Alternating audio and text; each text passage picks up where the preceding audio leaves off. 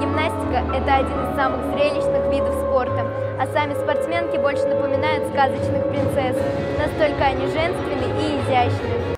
В Уфе в спортивном комплексе «Динамо» проходит турнир по художественной гимнастике на призы олимпийской чемпионки Юлии Барсуковой.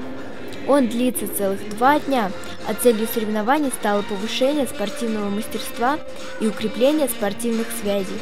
Здесь соревнуются девочки из разных точек России. Я видела, что многие плачут. Почему? Потому что они не сделали какие-то равновесия или что-то проняли и из-за этого плачут.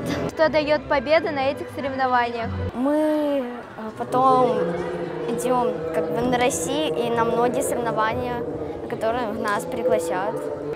Программа состоит из соревнований по художественной гимнастике в индивидуальном и групповом многоборье.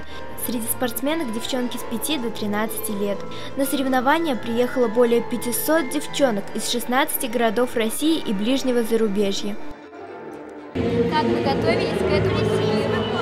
Мы готовились очень серьезно, но мне было немного страшно, потому что я немного раз ездила в другой город на соревнования. Я выступала с булавами. У меня было 3 потери. Я очень расстроилась, потому что у меня эти элементы получались. Я должна отработать до следующего выступления, чтобы выступить очень хорошо. Тщательная подготовка и сложные выступления гимнасток вызвали бурю эмоций болельщиков, а ведь им всего 10 лет. По итогам соревнований все победительницы получили дипломы, подарки, кубки и медали, специально разработанные к турниру. На выступлениях девочки словно порхают по ковру, но не стоит забывать, за красивой картинкой 1000 часов изнурительных тренировок. Азалия Хисмудинова, Рамазан Мусин специально для «Горы новостей».